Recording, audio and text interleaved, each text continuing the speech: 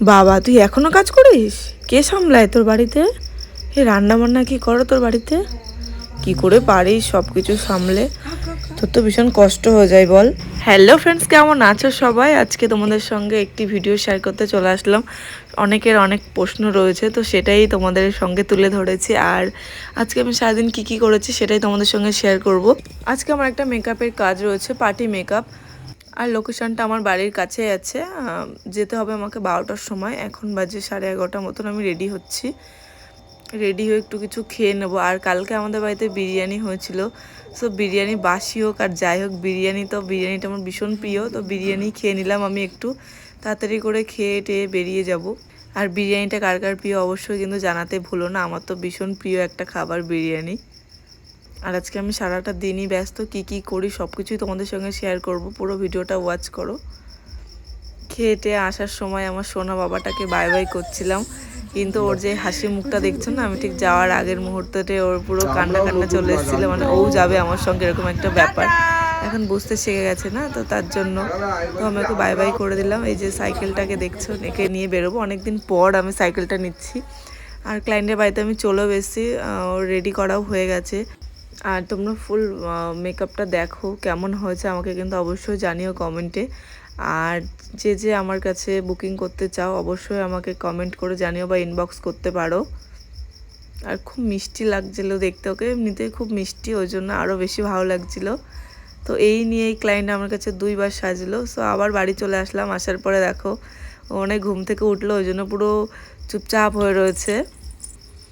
ঘুম থেকে উঠলে আর কাউকে চেনে না, অনেক চুপচাপ হয়ে যায়। মুখটাকে দেখে মনে হচ্ছে এক রাশ অভিমান হয়েছে। ও যখন আমাদের এখানে আসে সারাদিন আমার কাছেই থাকে, বেশিরভাগ খাওয়া টাওয়া সব কিছু আমার কাছেই। সো তারপর আরেকটা ক্লায়েন্ট চলে এসেছে বাড়িতে, তো আমার বান্ধবী হয়।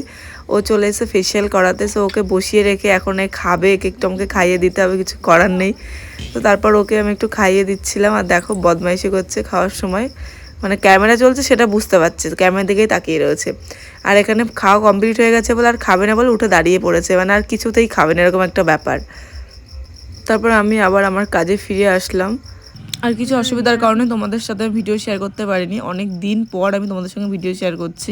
এবার আমি তোমাদের কথাতেই ফিরে আসি, যেটা বলছিলাম। অনেকের ধারণা যে আমি কী করে করি সব কিছু একা হাতে।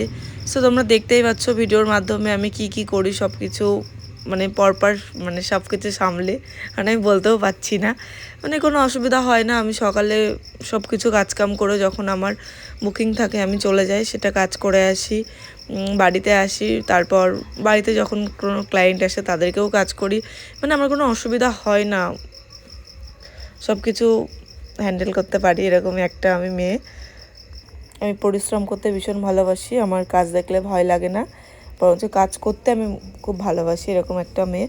তো তারপর কি আর সন্ধ্যার দিকে আবার এখানে ভাত রান্না করছি আমরা। আর এখানে আমার ননদ আছে, ও একটা আমাদের জন্য কিসের ওই যে চিংড়ি মাছের চপ বানাচ্ছে।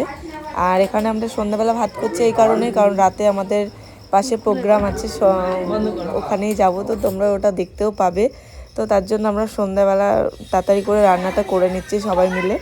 এখন যেহেতু প্রোগ্রামে যাব, তাড়াতাড়ি খেয়ে টেয়ে চিংড়ির পকোড়া খাবো।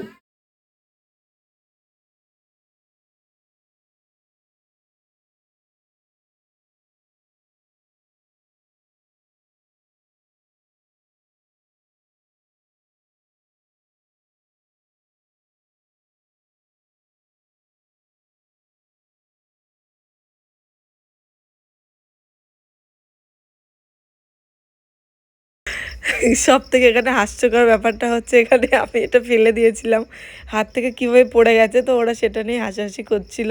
আমি নিজেও হাসি সামলাতে পারছিলাম না। জাস্ট দেখো কেমন লাগছে দেখতে, মানে ওটা আবার ওরা ভিডিও করে রেখেছে।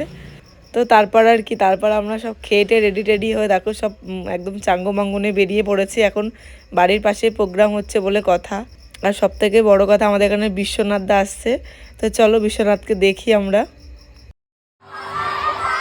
এই শীতেও পালাতে ইচ্ছা করে, সিরিয়াসলি। দাদারা ভাবছে আমার যাবো না নিয়ে পালিয়ে, তাই তো নাকি? এতদিন ভাবছি কবে তোমার দেখা পাই, ছিল ছিল প্রথম বেকার জীবন সবাই মিলে।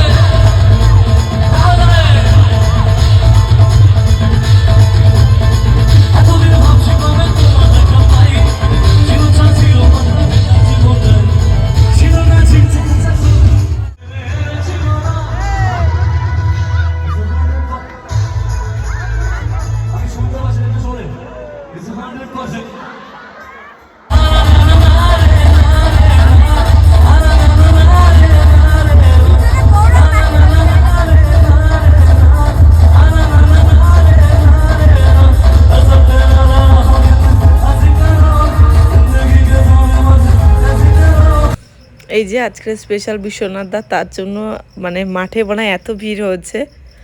দাদা গানগুলো করেছিল সেরা সেরা, তোমরা দেখো, তাহলে দেখলেই বুঝতে পারবে। পারবে না, এ আমার দৃঢ় বিশ্বাস। আমাদের মতো যারা ফাংশন করে